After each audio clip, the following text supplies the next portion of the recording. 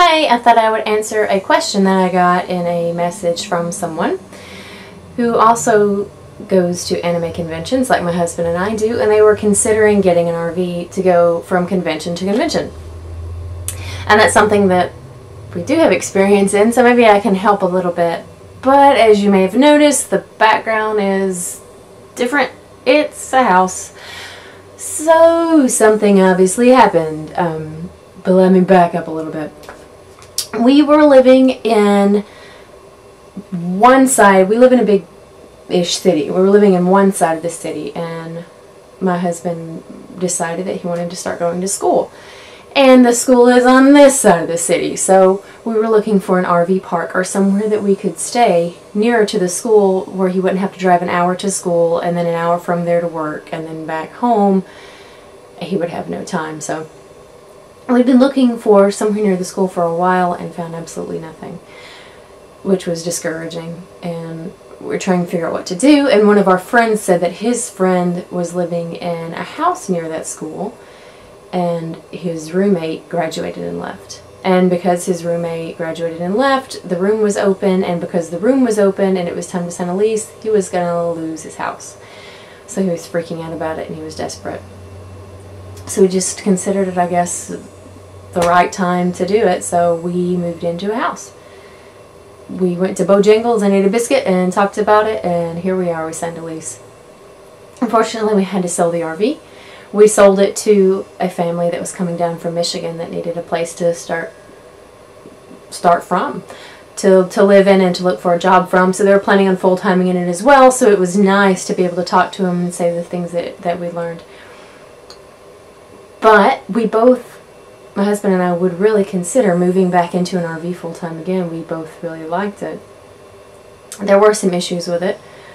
We both learned a lot, and we both, like I said, we both enjoyed it, and it's a lifestyle that I like. Being a person that is not easily tied down to an area, I grew up moving a lot, so it's something that I really enjoy.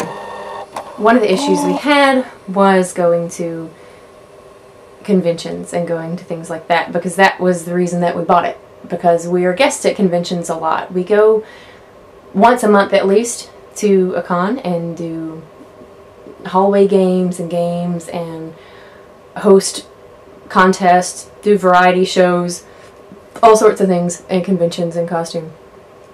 So we were thinking we get the RV, we go to the cons, we stay there. It's just like this big traveling dream, which is awesome, and maybe one day in the future it'll be a little more practical. The issue we had with it was the RV gets 10 miles a gallon, which is something I'm sure you all know. We had the first big venture we took the RV out on. We went up to North Alabama, which is 13 hours or so from here by car, to film some things for the group that I go to conventions with. And it was really cool that we got to go up there, and my favorite part, I think, was you're at home, you open the door, and you're totally somewhere different. And my friend that works on the projects with us was really nice, and she let us hook up our water and our electricity and everything. So that was awesome. It was expensive, but it was something that we had planned on, so we were fine with it. Would I go to conventions once a month, twice a month, different states, in the RV? Probably not. We just got back from a convention in Pigeon Forge, Tennessee, which is even further away than North Alabama, and we drove a car, and we got the hotel room there because we were guests. And that would have been an issue to have the RV up there in the cold, which I am not used to cold. I am a wimp in the cold. And it was a little bit cold, and people that live in Pigeon Forge were just walking around like it was nothing. And I was like, oh my god, this is miserable. It was pretty pathetic. But it would have been cold unless we had a heater and a place to hook up to. So that's something to think about. And also, it depends on if you're a cosplayer and what size cosplays you carry with you to conventions. Because we do pretty big, kind of mascot-y, not furries, but we've done Vivi from Final Fantasy IX, Quina from Final Fantasy IX, Skull Kid from Legend of Zelda Majora's Mask, all these mascot-y things, and they take up a lot of space. So the issue we were having was where do we work on these costumes? And how we resolve that is it's usually pretty nice where we live, so I was just outside the RV working, sewing on the, I guess you'd call it a porch? I don't know, you know, the little outside area. And where we were staying at the time, the landlord drove up in his golf cart and said, hey, you know, we have a community center. You can go sew there. So that's what we did. We had a wagon and we would pull it to the community center and work on stuff at night and pull it back to the house and load it back up, which worked well for us. But that's going to depend on where you live if you're choosing to full-time in your RV. And storage was another issue. We ended up buying these big black crates from Walmart to store our costumes in, and we kept them outside. And when we went up to North Alabama, when we went other places with it, we'd put the costumes in the RV and we took them along with us.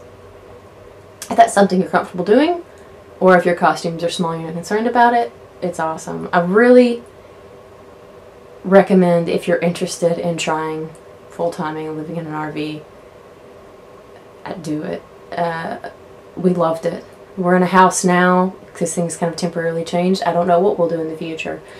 We loved it. We paid $1,000 for our RV off Craigslist just to see if we could do it, and moved in, sold a lot of stuff. We're fortunate to live in a state that is full of snowbirds. So there's a lot of RV parks. So it was nice staying, you know, a month or two in this park and then driving a month or two to that park, and knowing that at any time you could just leave if you needed to, or you could travel if you needed to. And when we sold the RV, we sold it for more than we paid for it, so I don't think we came out too much in the negative, and it was a wonderful experience. So if you want to try it, and you can, try it. We loved it. But just keep those things in mind. Gas is going to be a little expensive. Storage is always an issue, and my husband and I are we're pretty close. I'm trying to think of another way to say this. We both have small personal zones, so we're always like right up next to each other. So living in an RV wasn't an issue. If you're a person that needs your space and you're going to live in an RV with somebody else, I'm sure it can get pretty tense. So you may want to consider